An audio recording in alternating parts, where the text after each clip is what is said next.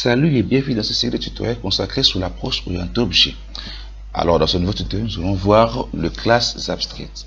Alors une classe abstraite est une classe qui ne peut pas être instanciée. Cela veut dire que je n'aurai pas à faire appel à la classe dans mes différents boutons, différents champs ou formulaires. Parce que la classe est dite abstraite, donc elle ne peut pas être instanciée. La classe abstraite, elle va être héritée par des classes filles, c'est-à-dire qu'elle va dépendre d'autres classes. Donc la classe abstraite sera donc appelée une classe de base. Elle sera héritée par d'autres classes, des classes filles. Et dans une classe abstraite, on peut avoir deux méthodes abstraites. Une méthode abstraite sont des méthodes qui n'ont pas de forme et qui n'ont pas de corps.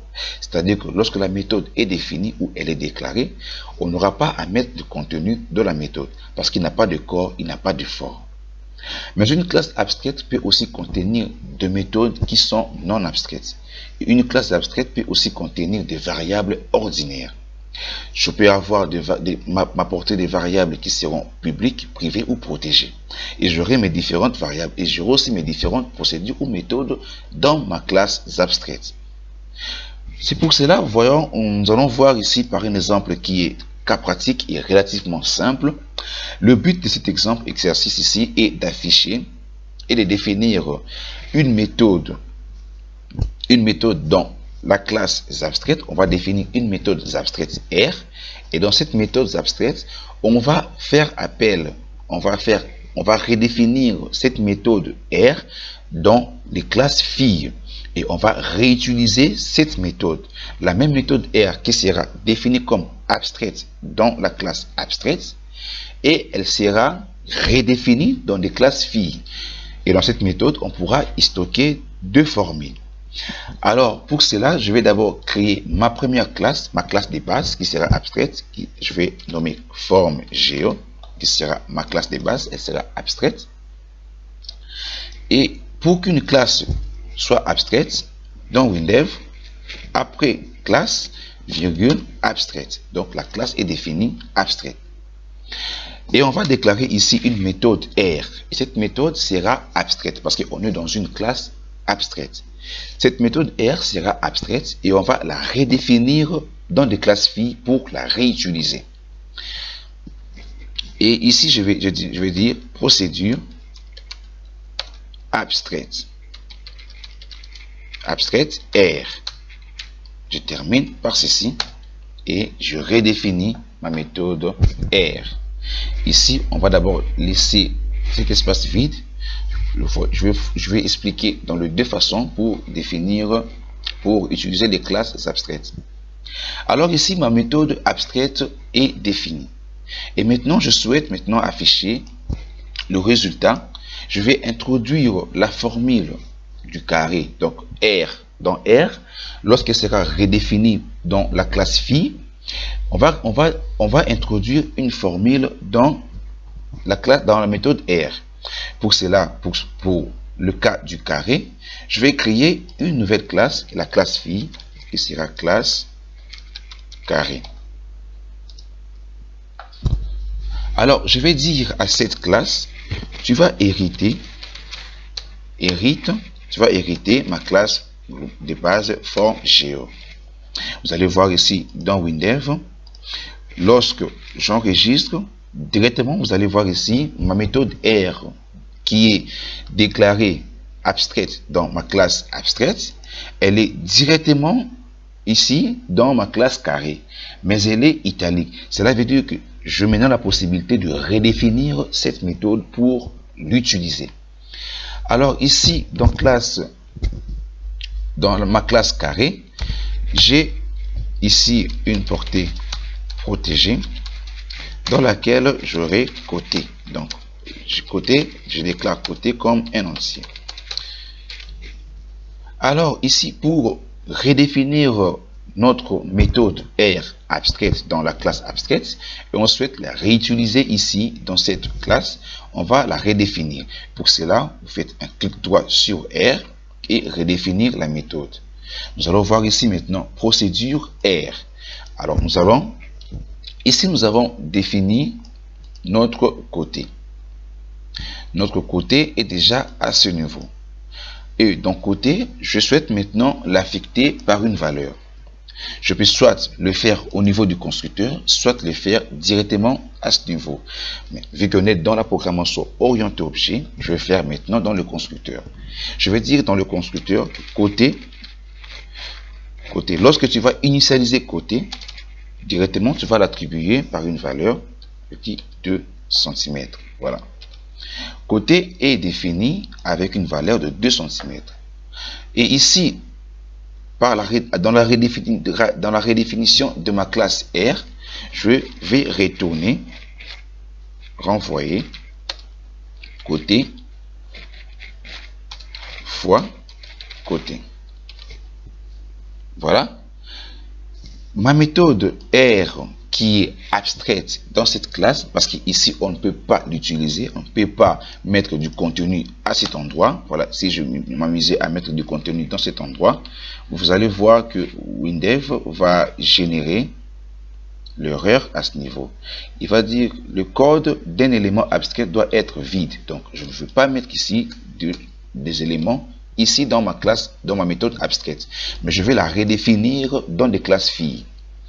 Et ici, dans ma classe carré, j'ai redéfini ma méthode R et ensuite j'ai fait un renvoyé de la formule côté fois côté.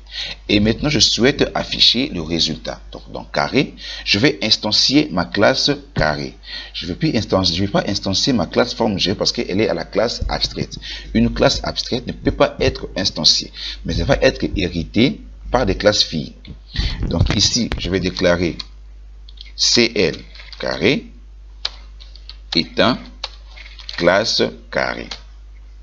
Et je vais maintenant afficher le résultat par info. Et je dis CL carré, point. Vous voyez directement ici, j'obtiens le R. Donc point R. Ensuite, je laisse le parenthèse vide. Pourquoi je laisse le parenthèse vide? Parce que ici, au niveau de mon constructeur, je n'ai pas passé de paramètres. J'ai directement initialisé, j'ai directement affecté côté avec la valeur. Et ici, donc, lorsque je vais faire appel, je vais instancier ma classe. Dans la méthode R, je ne vais pas préciser de paramètres. Si je m'amuser à préciser ici le paramètre, je dis par exemple 4, WinDev va retourner l'erreur. Et il va dire ici, il va me dire le traitement R attend au plus 0 paramètres et vous en passez 1. Donc, je ne vais pas passer des paramètres à cet endroit parce que je n'ai pas passé des paramètres dans le constructeur. J'ai directement initialisé la variable. Et ici, je vais afficher le résultat du côté. Lorsque je clique sur carré, j'obtiens 4. Donc, ma classe carré a hérité ma classe de base forme géo et je redéfinis la méthode R. Nous allons faire maintenant la même chose pour rectangle. Donc je vais créer une classe qui est CL rectangle, et dans rectangle j'ai dit tu hérites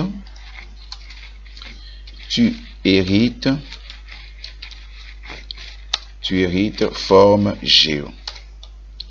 Et dans rectangle, je vais déclarer aussi mes portées. Je dis, nous avons la longueur. Longueur. Vous voyez, longueur est un entier. Ensuite, la largeur est un entier. Ensuite, je vais directement affecter la longueur et la largeur par deux données. Je dis longueur égale 5 cm et puis la largeur égale 7 cm. Ensuite, dans ma méthode rectangle, je vais redéfinir R. Je redéfinis R et je fais un renvoyé. De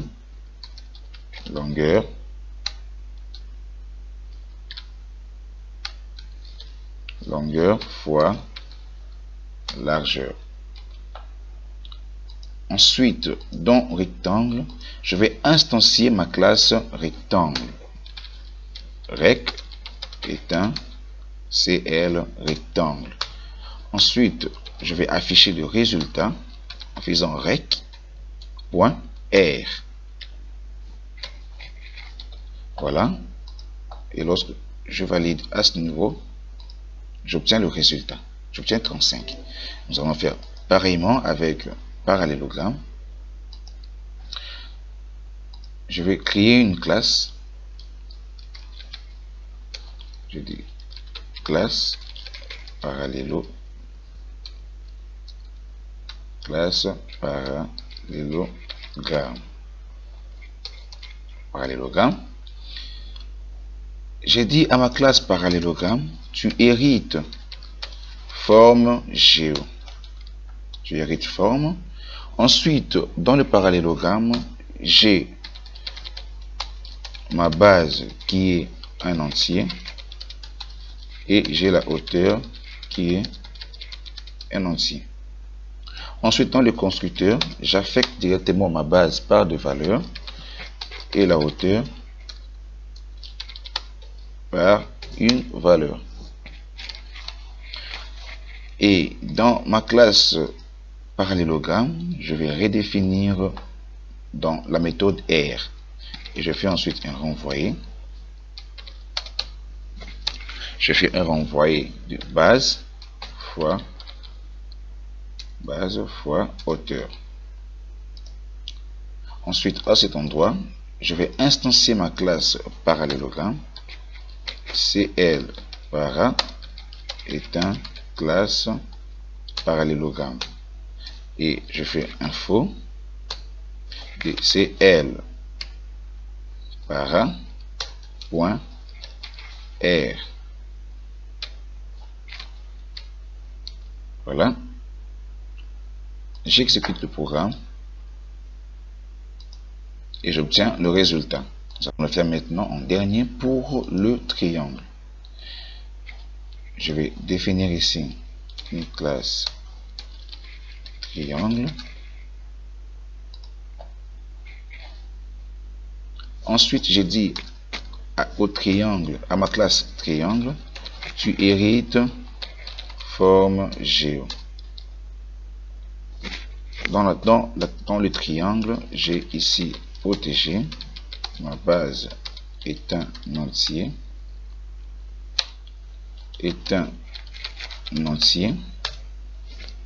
Ensuite, la hauteur est un entier. Ensuite, dans le constructeur, j'affecte directement ma base et la hauteur par des valeurs. Ensuite, je vais redéfinir la méthode R. Donc, dans ces triangles, R, redéfinir la méthode. Et je fais un renvoyé de base fois hauteur, les tout divisé par 2. Je peux déjà fermer ceci. Et dans triangle, je vais instancier ma classe triangle. CL tri est un CL triangle. Ensuite, j'ai fait info CL tri.R et j'affiche le résultat.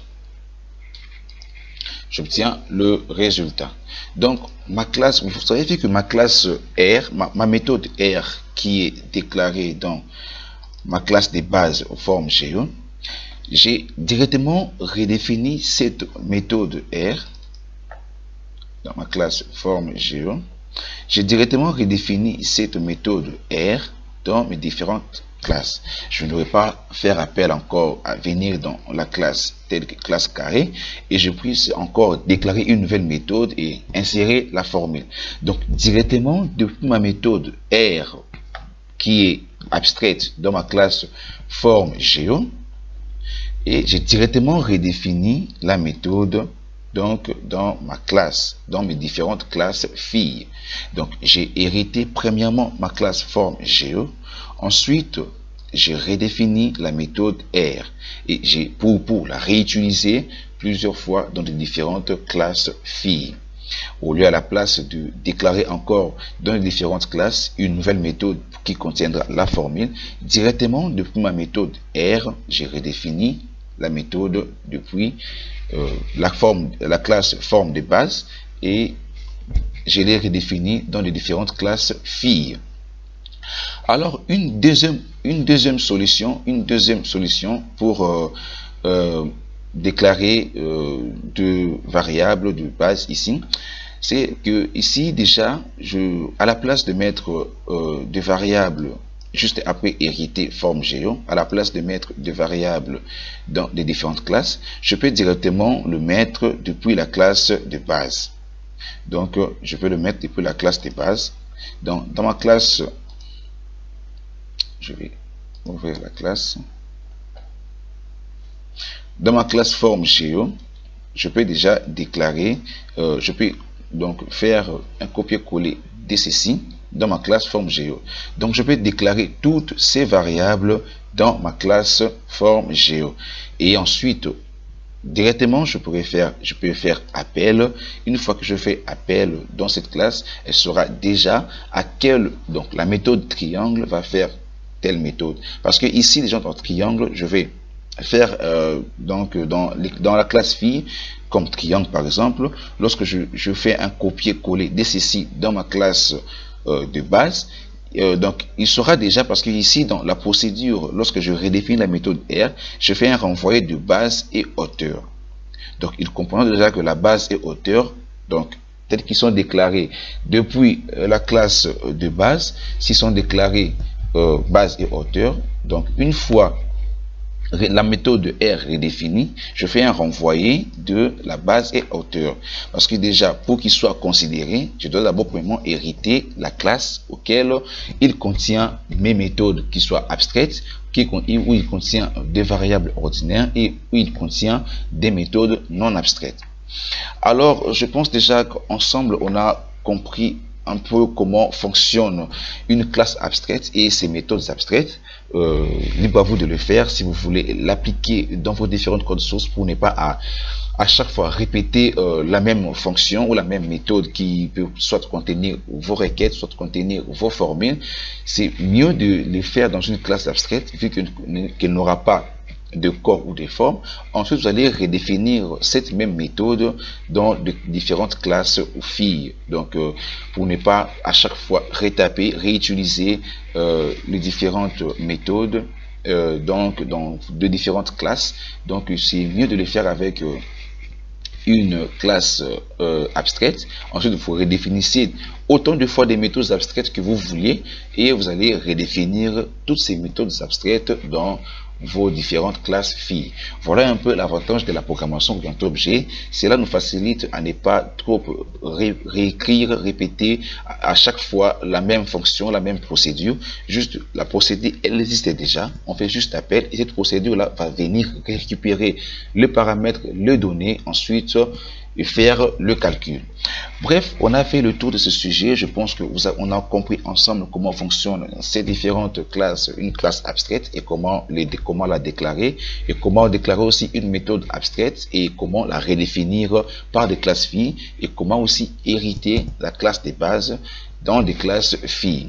Alors, n'hésitez pas à poster des commentaires. Si vous êtes nouveau à la chaîne, n'hésitez pas à vous abonner, activer la cloche de notification pour ne pas rater de prochains tutoriels et aussi à liker la vidéo. Allez, sur ce, je vous dis à très bientôt. On se retrouve pour de prochains tutoriels. Allez, ciao!